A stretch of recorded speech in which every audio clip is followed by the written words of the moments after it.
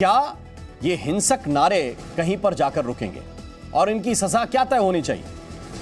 क्योंकि लगाने वाले एक दो लोग नहीं होते हैं, लंबी चौड़ी भीड़ होती है। इनसे कैसे निपटा जाए ये भी एक बड़ा सवाल है। और इनके पीछे इनमें हवा भरने वाले लोगों का क्या किया जाए, इनको हवा देने वाले लोगों का क्या किया जाए, या फिर यह मान लिया जाए कि राजनीति करने वाले दोनों तरफ के लोग हैं।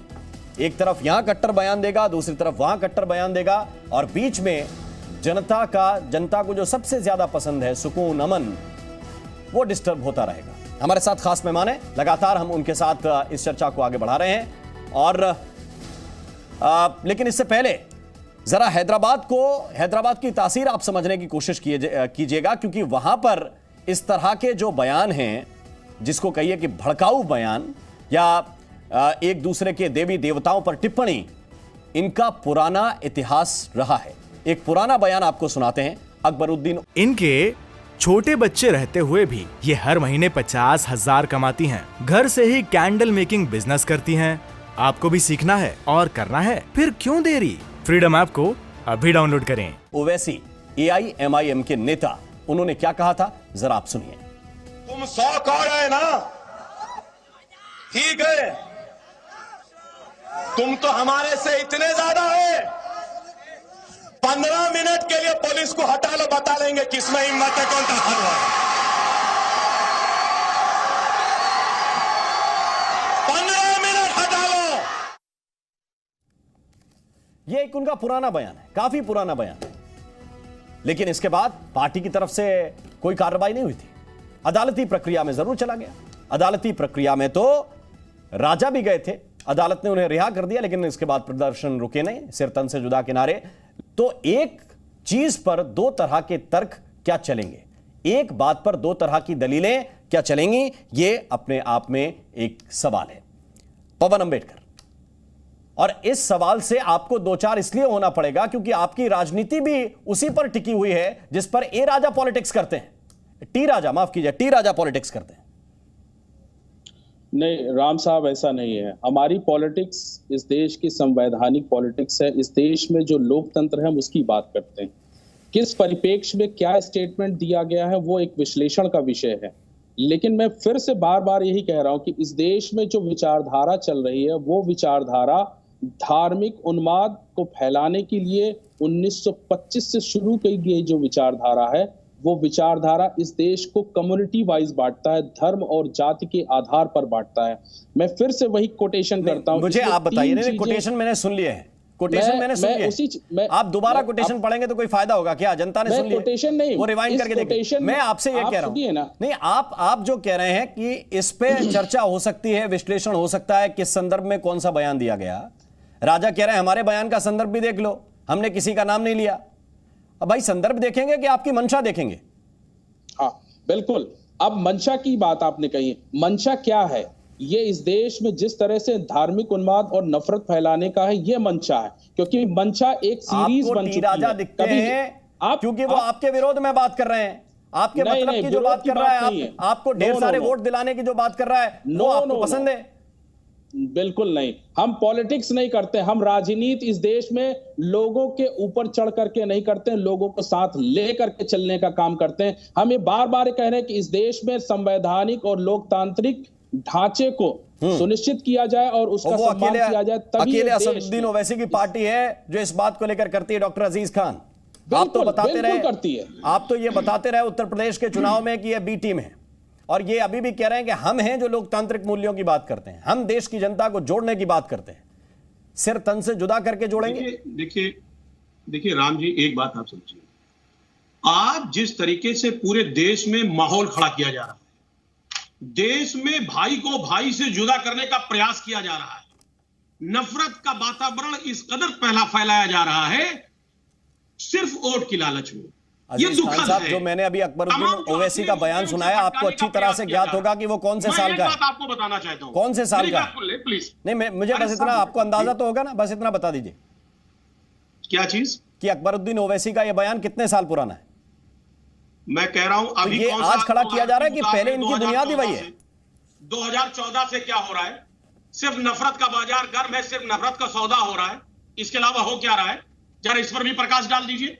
मैं कहना चाहता हूं कि ये सब चीजें देश के लिए हित में नहीं है, ये सब देश को तोड़ने की चीजें हैं।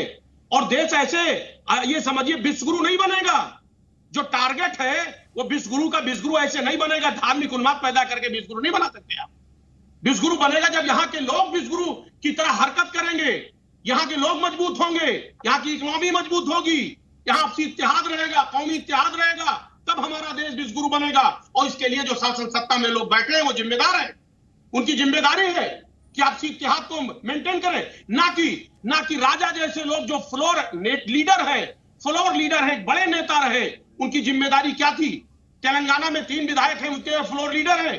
वो अगर ऐसा स्टेटमेंट दे रहा है देश को तोड़ने के लिए, तो बीजेपी को एक बार दोबारा सोचना पड़ेगा। उनके तमाम नेताओं ने अलग अलग तरीके के बयान दिए हैं। अभी थोड़े दिन पहले किस तरीके का बवाल था पूरे देश में, अभी देखिए, आपने भी देखा। आज वही हालात फिर पैदा हो रहा है। माने विपक्ष के नेताओं की कोई जिम्मेदारी नहीं? विपक्ष के नेता अपने वोट के लिए, अपनी फसल को मजबूत करने के लिए नारों का सपोर्ट करते रहे, भीड़ को छुड़वाते रहे। सर मैंने आपसे कहा, राम जी, हमने नारों का सपोर्ट नहीं किया, पहले खंडन किया, मैंने पहले खंडन किया। मैं कह रहा हूं, लेकिन उनका तोड़ नहीं बताते ना आप। विपक्ष को तो आप डराने का प्रयास करते हैं। महंत नवल किशोर दास है इस वक्त हमारे साथ। महंत नवल किशोर दास, जा रही है, विपक्ष को खत्म करने की साजिश हो रही है। क्या विपक्ष ये कैसे रुकेंगे भड़काऊ नारेबाजी? चाहे वो कोई टी राजा दे, चाहे अकबरुद्दीन ओवैसी दे, या सड़क पर आकर जो भीड़ जुट जाती है वो ये नहीं देखती कि किसके मोहल्ले में नारे लगा रहे हैं, किसके खिलाफ नारे लगा रहे हैं। सिर उड़ा देंगे, सिर कलम कर देंगे, फांसी दे दो, चौराहे पर लटका दो, काट डालो, ये कैसे रुकेगा? हाँ बंधु, ऐसा एक समाज, एक ऐसा देश में प्रकट हो रहा है जो कानून को नहीं मानता, संविधान को नहीं मानता, कचहरी को नहीं मानता, किसी को नहीं मानता।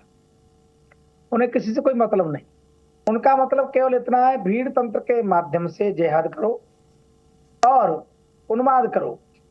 किसी ने कुछ गलत बोला है, देश में कानून है कि नहीं, संविधान है कि नहीं, कोर्ट कचहरी है कि नहीं? मान लो किसी ने कुछ बोला है तो कोर्ट में जाओ ना, कोर्ट सजा देगा उसको। भाई ये क्या हो गया है देश में?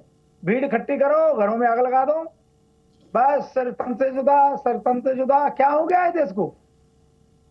और दोष दोगे आप दूसरों को। एक पक्ष की मानसिकता ऐसी बन गई है, कानून हाथ में ले लेना। मान लीजिए किसी ने गलत बोला, चाहे कोई हो, तो कानून उसको सजा देगा, आप अपने आप दे देंगे। संविधान है कि नहीं? देश संविधान से चल रहा है, शरीयत से चल रहा है। और फिर मैं कह रहा हूं, इस्लामिक जिहाद से पूरी दुनिया परेशान है। जहां मुसलमान के अलावा कोई नहीं हो, मुसलमान लड़ रहा है। आप पाकिस्तान में देख लो, हर रोज हिंदुओं की हत्या होती है। एक लड़के ने, सफाई कर्मचारी ने कुछ कह दिया, उसको लोग भेज लिए। मतलब केवल अधिकार है, दूसरे को कोई अधिकार नहीं। ऐसी एक मानसिकता प्रकट की जा रही है। मैं आपसे निवेदन करना चाहता हूं इस भीड़ तंत्र के को कि देश के संविधान को मानिए, कानून को मानिए। किसी ने कुछ गलत कहा है तो कानून है इस देश में, संविधान है, वो दंड देगा। आपको कोई अधिकार नहीं है कानून हाथ में लेने का। ये देश में शरीयत नहीं है, कानून से चल रहा है। परंतु इसके मूल में है मदरसे। मदरसे में ही सिखाया जाता है, छुरी चलाना सिखाया जाता है, पेन चलाना नहीं सिखाया जाता। जिन बच्चों को, जो हमारे देश का भविष्य है, जिन्हें कंप्यूटर चलाना चाहिए, जिन्हें इंजीनियर और डॉक्टर बनना चाहिए, वो जिहादी बनना है। पवन अम्बेडकर जवाब दे रहे हैं आपकी बात। जी जी महाराज जी, कौन बना रहा है? कौन बना रहा है? मदरसे। पवन अम्बेडकर जी। जिहाद राम साहब, जी राम साहब, महंत साहब ने बहुत ही कई बिंदुओं को उठाया। मैं एक एक बिंदु पर आता हूं। इन्होंने कहा एक समाज इस देश में धार्मिक उन्माद फैला रहा। महंत साहब को कम से कम जो है हरिद्वार में जिन लोगों ने गलत भाषा का इस्तेमाल किया है उस पर गौर करना चाहिए। रायपुर में किस तरह की भाषा का इस्तेमाल किया गया उस पर गौर करना चाहिए। और जंतर मंतर पर ये कौन से समाज के लोग हैं जो ये कहते हैं इस देश की लोकतांत्रिक व्यवस्था को हम उखाड़ फेंकेंगे, अगर हमारी बात नहीं मानी गई तो 1857 जैसी क्रांति होगी। ये कौन से लोग हैं? इनके खिलाफ आपको बोलना पड़ेगा महंत साहब। मैं दूसरे बिंदु पर आता हूं। आपने कहा इस्लामिक जिहाद, आप सुन लीजिए, आप ये कह रहे हैं इस्लामिक जिहाद जो इस देश में 2500 साल से चल रहा है। मनुवादी जिहाद के माध्यम से गुजरात में किन लोगों को मारा गया? किस तरह से जो है घड़े से पानी पीने के लिए मारा गया? क्या ये जिहाद नहीं है? ये कौन से लोग हैं जो इस देश में अंदर ही अंदर जो है नासूर बने हुए और देश को खा रहे हैं? आप जितेंद्र मेघवाल को भूल गए, ठीक है, आप जवाब ले लीजिए, आप जवाब ले लीजिए। आप जो मान जी जवाब दे रहे हैं, 1 मिनट। आप जो अब एक एक करके आप रुक जाइए ना, थम जाइए। जिहादियों ने लोगों को धर्मांतरण जबरदस्ती तलवार के नोक पर किया। जिहादियों ने, जिहादी तो क्या है? ये मानवता को कलंकित करने वाला दृश्य नहीं तो क्या है? व्यवस्था को समझिए मान साहब, इस देश की व्यवस्था क्या है? जब घड़े से पानी पीने के लिए लोगों को जान से मार दिया जाता, वो कौन सा जिहाद है? वो किसको आप जो है इसको आप जो है क्या इसको झूठ है, झूठ।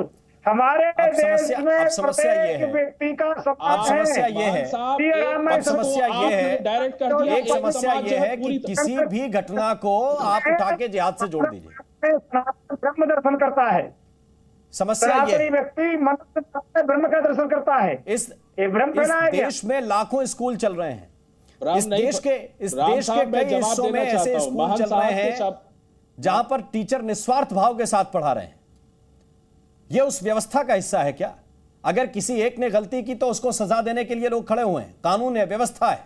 कोई ये नहीं कह रहा है जाके कि उस टीचर का गला काट दीजिए, कि उस बच्चे का गला काट दीजिए।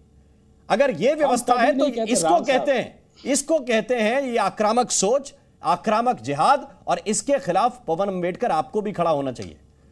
आपको केवल एक जगह गलती दिखती है, दूसरी जगह गलती नहीं दिखती, तो समस्या इस बात में है। मैं आप सभी मेहमानों का बहुत बहुत धन्यवाद करना चाहता हूं, बहुत बहुत शुक्रिया करना चाहता हूं। इनके छोटे बच्चे रहते हुए भी ये हर महीने 50,000 कमाती हैं। घर से ही कैंडल मेकिंग बिजनेस करती हैं।